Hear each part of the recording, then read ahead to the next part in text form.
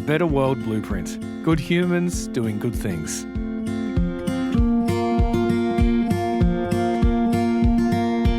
To survive over time, human beings developed a negativity bias.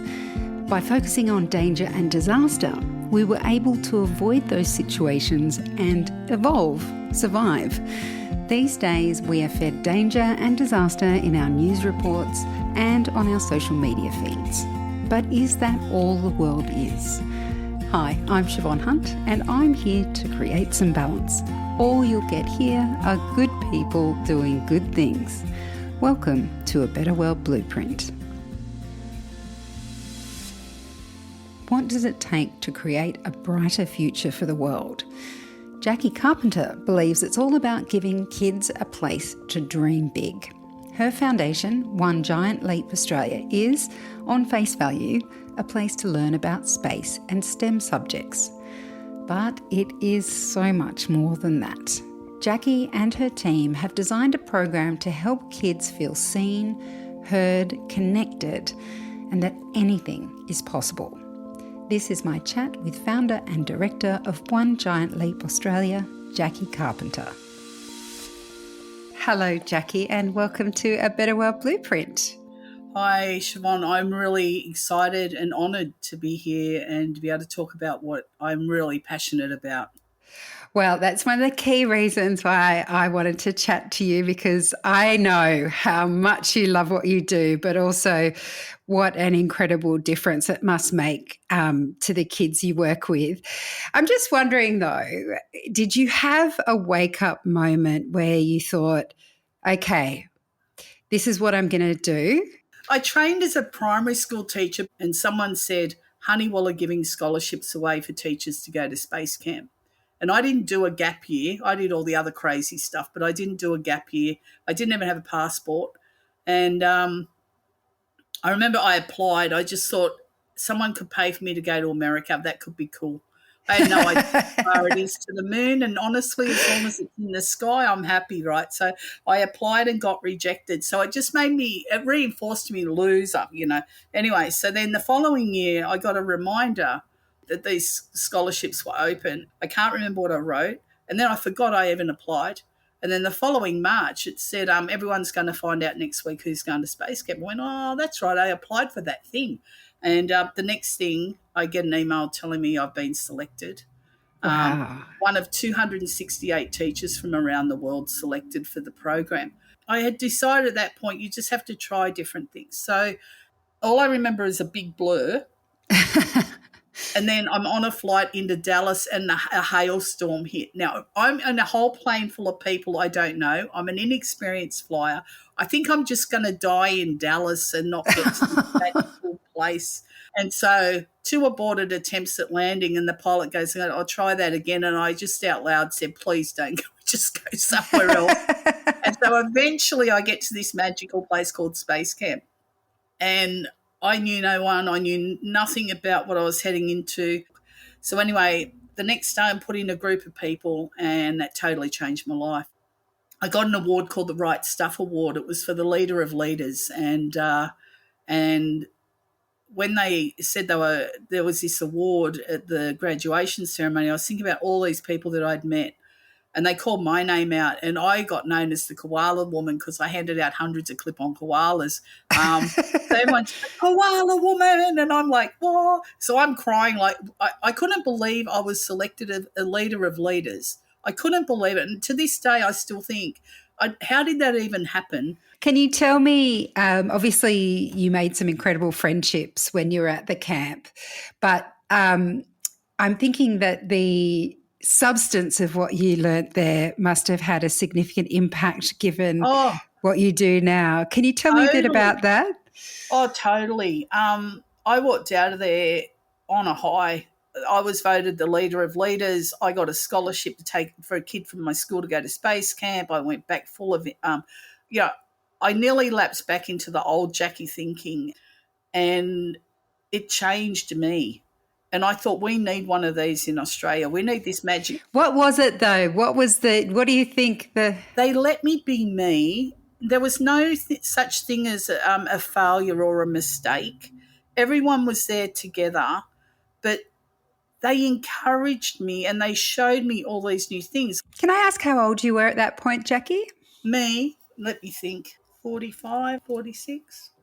46. How old were your kids when you... My children were still in primary school. And how long was space camp that first time? Base camp was for 5 days. 5 days, and it changed your life. So is the way they treated you in terms of not putting labels on you, allowing you to make mistakes, is that part of the philosophy in space camp, in trying to, sorry if this sounds corny, push new frontiers, like in trying to embrace that kind of idea of scientific exploration and adventure? Is that part of the ethos that you need to bring to those places to study that kind of material, I suppose? It's also the people you're with, right? You're just in this different space where it's not, I'm not normally a commander of a space shuttle, or, you know, I don't know how to launch a rocket, but someone's teaching me how to do that, and everyone's encouraging you gently to do it. And there's, do you know what I mean? It's that stuff. And so that's what we do in our programs. It's, you know, the things that we do, it's a direct thing because of my experience. So you had that 5 days, which is incredible that 5 days had such an impact on you. You came home, and was that the moment where you thought, I need to continue this kind of thing here in Australia, or what was it that... Yeah. I walked out of there and I thought about the kids in my classroom, and I thought about the people that I knew, and I thought about how profound it was. With the award I got, gave me a scholarship, and that was a scholarship for a kid from my school to go to space camp. All expenses paid, airfares, everything. And that came from Honeywell and the staff of Honeywell, a fund that they had set up. So I asked them, could I use it for the basis of fundraising? And they said yes. So I went back to school, and I'm on the plane, and I nearly lapsed into the old thinking of, look, what a waste this is, giving this to me. There's so many more deserving people than me on that thing, that they should have gotten this opportunity for their kids. And I thought, stop it. This is the old you thinking. So I had no days off for jet lag, went straight into school in my flight suit with my medallion around my neck. I had rocket under one arm, Mars, like rovers under the other. And I said, I'm back. And the boss said, yeah, I can see that. And I just went, and I've come up with this idea, can we do a school excursion to space camp? And he said yes, probably thinking it wasn't ever going to happen. And a great group of parents, we fundraised $60,000, and we took 43 year 5 and 6 kids, 12 parents and 7 teachers on the first ever primary school trip from Australia to Space Camp USA. And that was really, really successful. So that was a trip over to the States. Yeah. 2008, was it? Or was that? And then we did it again, 2010, 2012, 2014. So when did you decide that you were going to create this iteration of Space Camp that you do now, where you're bringing kids from very different parts of Australia, kids that are less advantaged, I suppose, than those that live in the capital cities? What made you move from, okay, I've got this thing I can do in my own backyard, I want to make it so that I can bring all these kids together? I had met my second husband, and he said, you're going to kill yourself trying to do all of this. And I was under a lot of pressure for different things. And I was really at a sad point. I was really at a very depressed. And then I met him, and he said to me, look, quit, try this thing. I'll open it for you. Try it and see if it'll work. So I let him open up One Giant Leap in 2015. And then about 3 or 4 months later, we 50-50. Anyway, so I started One Giant Leap Australia in 2015, and I made no money the first couple of months because there's only a few months in the financial year. Then the next year I made $12,000. I thought, this is just crazy. And then we had 122 Australians sign up to come on a trip. Wow. And then we had 66 Australians sign up for the next trip, and then COVID hit. So we went to zero. Yeah. And When you say trip, are you saying going back to the States, or is this what you do? yeah. And so, and I was having meetings with politicians saying, I'm taking $1 million out of our economy. I want to bring $20 million into the economy. And so I kept saying, I want to open this facility. So I'm meeting like the Premier, I'm meeting politicians, and they said to me, what you need is a feasibility study. You need a location and a feasibility study. So I found a location. Well, my husband found a location, and then we were encouraged to spend $300,000 on a feasibility study, which we did do out of our own bank account, right? Wow. And I thought that's a deposit on a house for my children, because I thought if I don't show that I don't back me, no one's going to help. Yeah. So little did I know that there was another group, a more powerful group of people who were going for the same location, and they knew that they would get it. So anyway, we fought to try and get this location, and it didn't work. And then when COVID hit, I was devastated because it was all my dreams in one place. I was really gutted, and I nearly walked away, and I just went, when COVID hit, I thought, thank heavens we didn't end up there, because we would have been millions of dollars in debt because kids couldn't travel. So post-COVID, we applied for some grants. I got an amazing friend.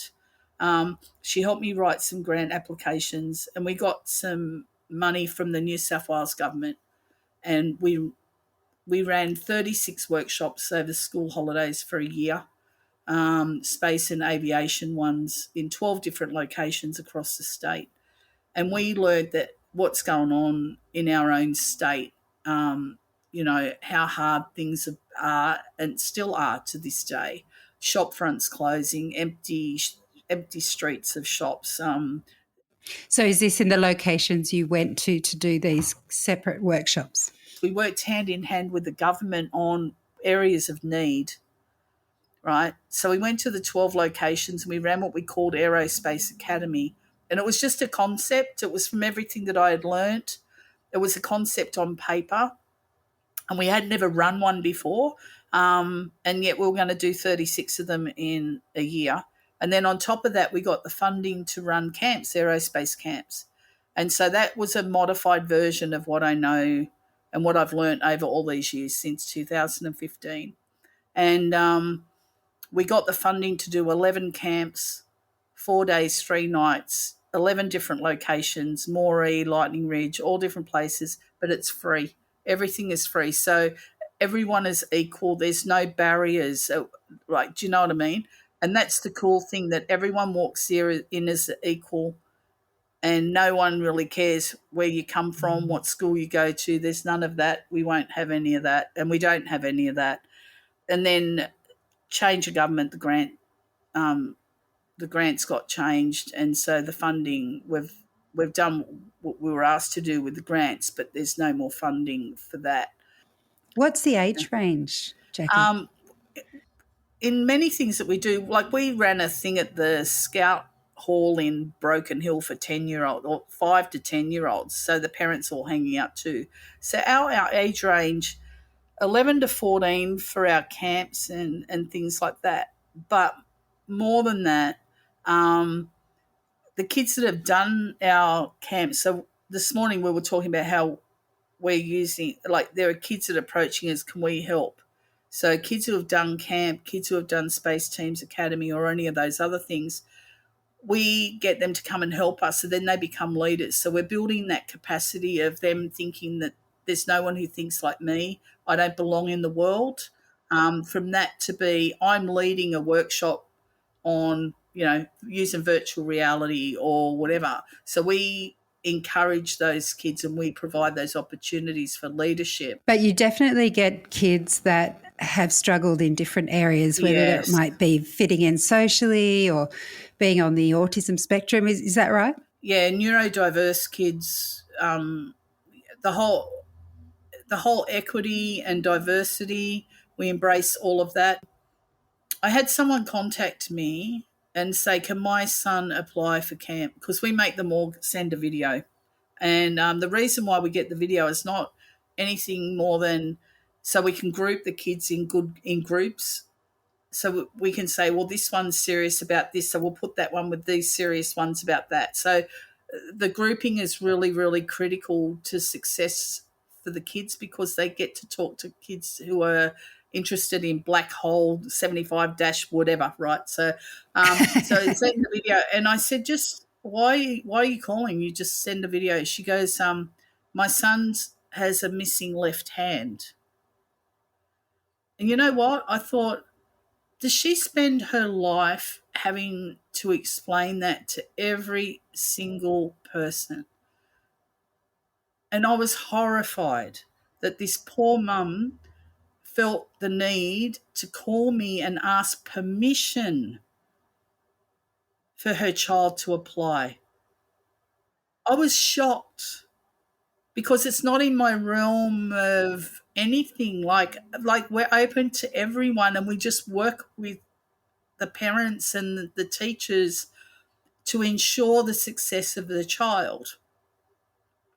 We had another boy who they said, oh, can he apply? I'm thinking, well, of course. And they said, well, we don't know if he'll last one night at the camp. I said, is that the aim, that he will spend a night away from grandma? And they said, yeah. I said, great, we've got 3 nights to choose from, because they thought I would say, oh, well, that what a waste for him to do it because we've got these other kids lined up who will last 3 nights.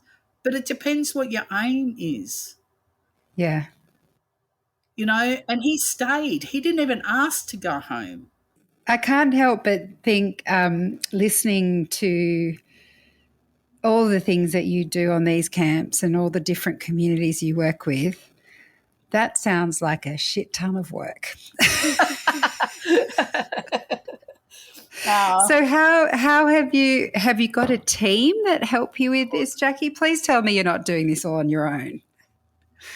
You know, the people in One Giant Leap, and there's so many. I can't tell you. There's so many people who help, unpaid. Let's just start with the astronauts that just talk to our kids.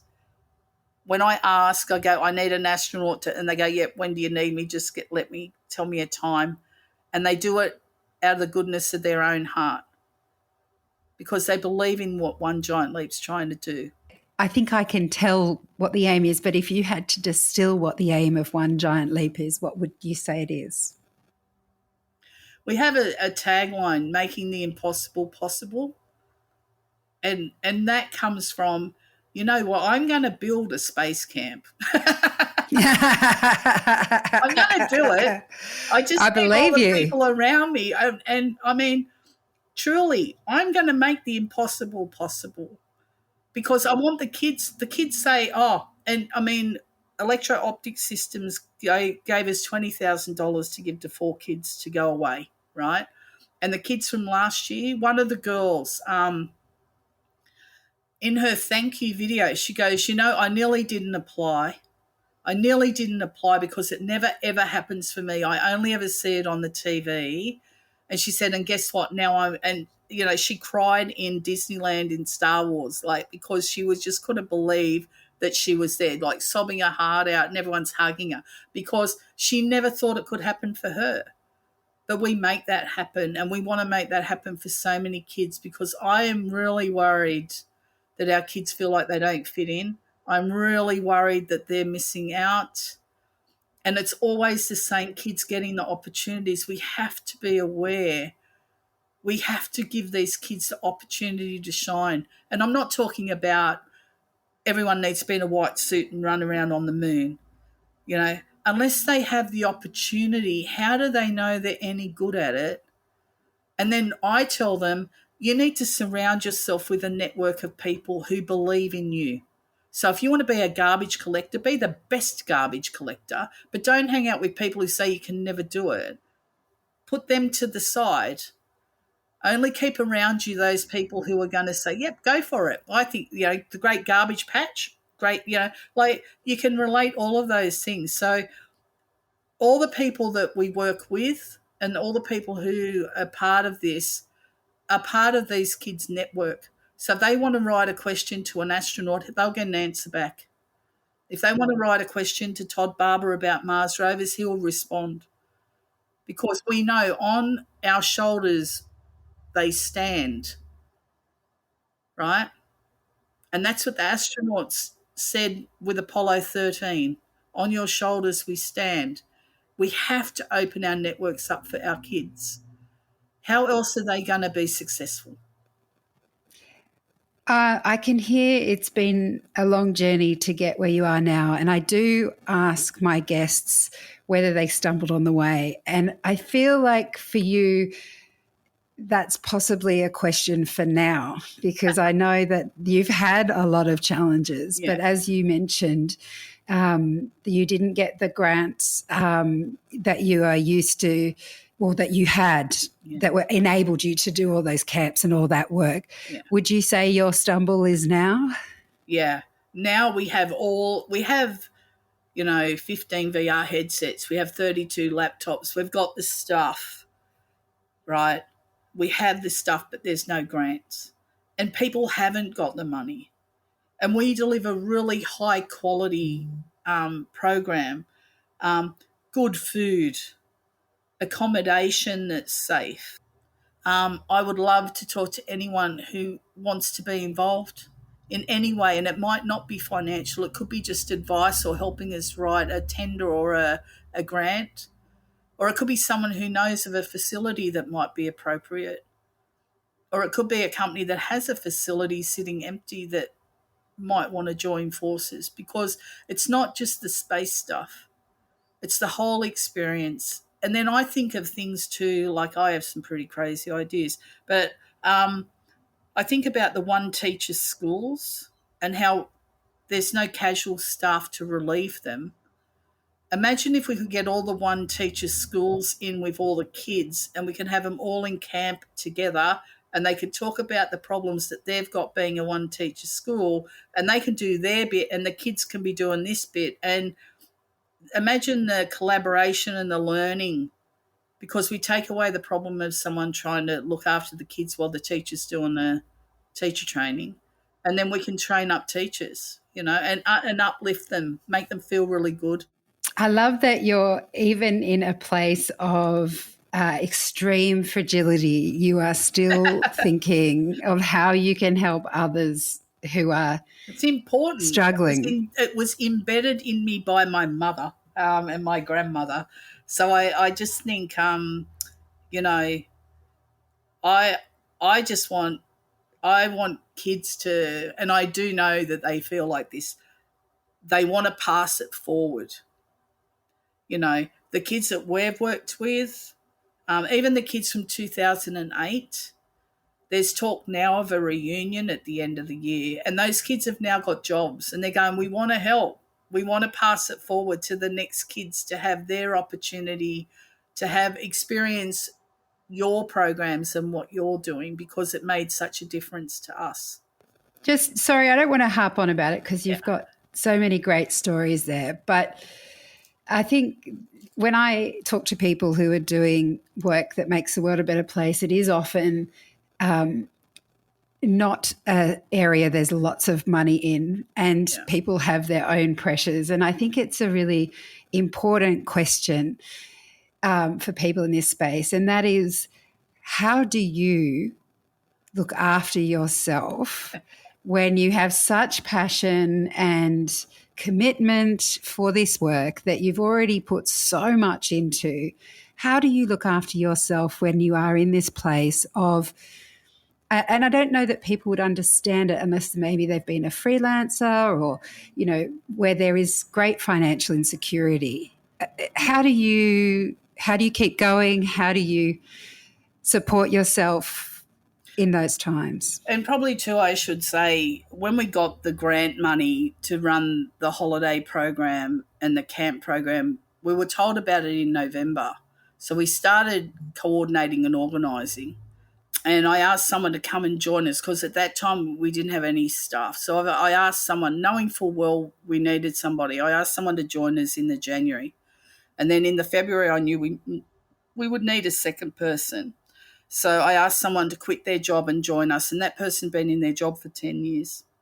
They had, their last day of employment at their current workplace was the Friday. And then on the Saturday, my husband said, I'm just going to have a lie down, and I found him dead on my lounge.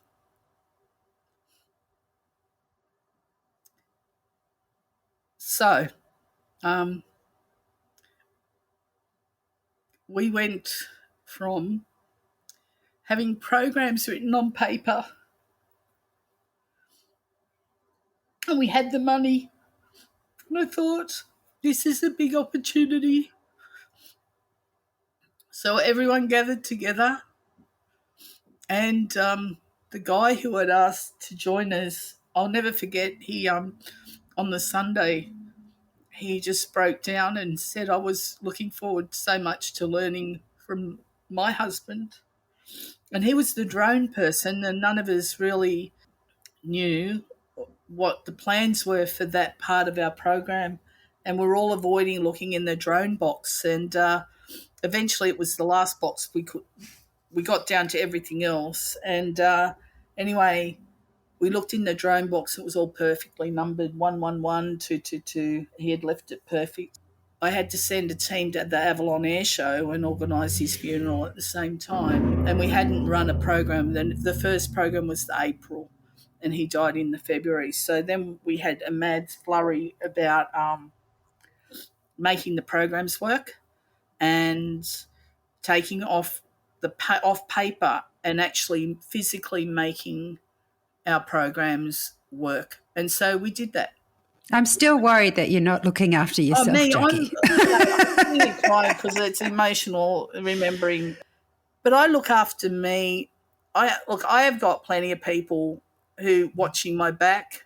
I've got plenty of people, and the beauty of having friends and family, I know I can just go, I'm having a day, I'm taking a day or whatever. I do have a swimming pool in my backyard. So during the summertime, you'll find me playing music and just lying around in my pool. Not that I have a lot of time to do that. But what keeps me going is the kids. You know, the kids we've worked with in the past. At my husband's funeral, the 20 kids that stood up on stage and there wasn't a dry eye. These kids are kids that we've worked with that are the future, who were going to quit school, who thought they were hopeless, who felt suicidal. That's what keeps me going. And it's not, and honestly, I love what I do. It doesn't, when you see those sayings on Facebook, it's like, if you love what you do, it's never a day of work. What can I tell you? It's that. And I'm determined. I'm going to build Aerospace Camp Australia. I'm going to do it because we haven't gone through all of this just for me to wimp out. And you talk about how do I keep going and things. I'm going to South Africa to a convent school to do some work there, and to go there and see a different community, but it's like your soul gets kind of reinvigorated, and doing stuff like that, knowing meanwhile back here there are people still doing the work, whereas before it was just kind of me and just slogging away. Now it's like it is a team, and it's a massive team. Like I said, there's plenty of people who go, I'll volunteer, I'll help, what do you need? I need, well, let's do shirts. Okay, let's bring some donuts and let's do some shirts. And it's fun. Yeah, in the kitchen making up T-shirts for kids who are going to turn up to a day and be proud of wearing that shirt. Like, how can you not feel good about that? The kids that contact me, I get messages. I 1 o'clock in the morning phone calls. I get messages from, because I went away with you to America, I'm now going to Canada, and I get pictures. One of our students who was going to Canada with his dad for a couple of years, and he felt like he'd lose connection with me. So I gave him a stuffed astronaut, and we called it King Bob. And so we have a Facebook page, the Adventures of King Bob, hashtag Be Like Bob. That stuff, how can you not keep them going, you know? Yeah. I'm going to keep, I'm determined. We need this facility in our country, and we need it not just for the kids. Adults need to go and do it. Look at the difference it made for me. But feeling valued by the kids that we work with is really, really critical.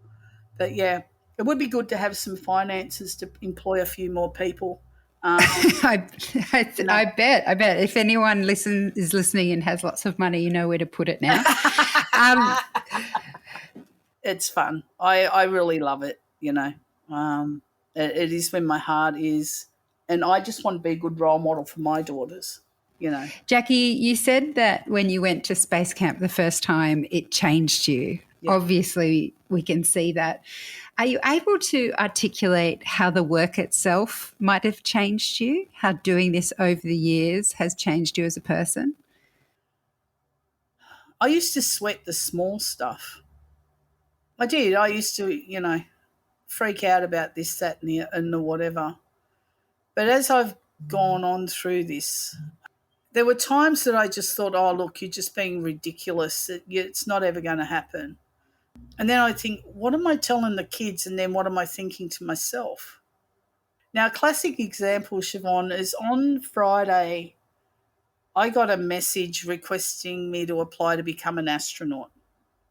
Wow. Okay. And I went, right, I'm 64 next birthday. I'm not exactly skinny. I do eat food. That'd be ridiculous is going on in my head, right? And over the weekend, and the person was quite insistent because they've actually got a spot on a flight, and they said, I would like nothing more except for you to join me. And I'm going, but I have no money, and I'm thinking about the training and, you know, arthritis, and like I'm thinking all this stuff. And I thought, you know what? On Sunday, I thought, that's the old Jackie. That's in the way back 2006 thinking. What are you doing, you stupid person? So I'm going to apply, right? Now, if I apply and get rejected, I don't care. But if I apply and get accepted, then I've got a problem to solve. And this is what I say to the kids all the time. Don't self-select. Yes. Don't self-select and go, I'm not applying. Because that girl, what did she say? I nearly didn't apply because why? So I pump this into the kids all the time, and then I found myself thinking the old Jackie way, and I just went, no way. So I am going to apply. So don't be surprised if I announce I'm going to go to space. I want you to message me. That would be hilarious. I feel like you have answered this multiple times throughout this interview, and that question is, what impact have you seen from your work? And I'm wondering if you have any specific examples that come to mind, any children that, you know, lodged a place in your heart that you could see the difference these camps made for them. The boy who everyone thought would leave and not stay one night, I wanted him to feel so comfortable and safe, because his was all about safety and feeling secure, and we didn't know him, right? So he arrives and we're going to make him feel totally safe in hours, we don't have the luxury. I heard nothing all night, and we hired a security guard because it's really important to us the kids are safe, right? So we have a proper security guard with, you know, with a big torch and the whatever. So I went and sat next to him for lunch. And I said, how you going? He goes, all right. Said, you having fun? Yep. Right, he's 14, right? I said, what was your favourite thing? Rocket. Okay. Do you want to go home? No. I'm here to Wednesday. I was nearly bawling in my lunch because he had already resigned himself that he was okay to stay to Wednesday. Right? He'd already gone through the whole, one night, I'm staying the whole thing. So I'm crying, thinking, like I'm nearly bawling in my lunch going, yes, like I was so happy for him because it gave him the freedom then, because it's not just our camp, it's every other opportunity that's going to come his way. He's going to feel that security that he's okay, he's going to be fine. Because for 14 years he didn't feel fine. So anyway, come graduation, he says, can I say something in the microphone? I said, you can say whatever you like. And he stood up on stage and he went over to the microphone and his grandma started crying. And then her friends started crying because she was crying. And I'm trying not to cry. And everyone's trying not to cry. And he stood there and he just waited and he got the whole audience looking at him because he just stood there silently. He goes, I'm sad. And I'm thinking, okay, where's this going to go? And he said, this is the best thing I've ever done in my life. I've made friends and I don't want it to finish. Not a dry eye in the place. So I know the difference that we made with him because he then had an opportunity to go on a leadership camp in a few months after that, but we made him feel so comfortable to be away that he was looking forward to that, whereas before he was living in, like he was anxious, really anxious and didn't want to go. So that's just one kid. Then there was another kid whose parents were told he was broken. Can you imagine? You're told your child is broken and there's nothing we can do. Well, he came to our holiday program, then he came to our camp program, and his dad burst into tears and said, this isn't the same kid that we left here 4 days ago. And they were really worried that he was going to end his life before he was 20 because he was in such a bad place. And when they turned up to talk to him, he was eyes bright, animated, talking about all the things that he'd done. And they've moved him out of the school he was in and he's thriving. So I know there's case by case by case. The girl who led the 20 kids at Bob's funeral, they made a PowerPoint presentation, you've got a friend in me. And she led that. And I know she was going to quit school in year 11 and we got her through the HSC. And she got a bond for her own apartment and she's moved out of home and she's thriving. She wouldn't have done that without having us here. And it's more than just camp. Like my phone rings, I answer it. It could be anyone. They could be crying at 1 o'clock in the morning and I just go, are you safe? Are you okay? Just when you can talk, let's work our way through it. This is our workforce of the future. It's complicated. Life is complicated. And these kids in particular, they're not into sport. They're not arty. They're not into dance. And they're like the lost in space kids. And they tell us they feel like they've found a family. They've found a network, a support network.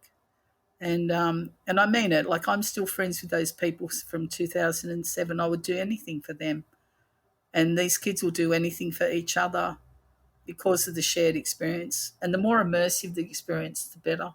You do such important work, and I do believe you're going to make that space camp. Oh, Can't totally. wait to hear about you going. Can't wait to see you going on your first trip into space. Oh, look, Siobhan, if that happens, you're going to be there in the audience. But also, too, and if I do open, when I open Aerospace Camp, I'm going to put you in a team of adults and put you through. I don't know, that's a good idea. We're going to escape, and I'm going to put you with some interesting people. It's amazing, Jackie. I could talk to you all afternoon, but unfortunately I can't. But thank you so much for coming on the show today. Honestly, I thank you for the opportunity. I feel honoured to even think that what I'm doing is worthy of being on your show. Jackie Carpenter, founder and director of One Giant Leap Australia. As you heard, Jackie is in dire need of funding to keep her incredible program running. So if you know anyone who can help or you yourself can pitch in, you'll find links to her website in the episode notes. I'm Siobhan Hunt. See you on the next episode of A Better World Blueprint.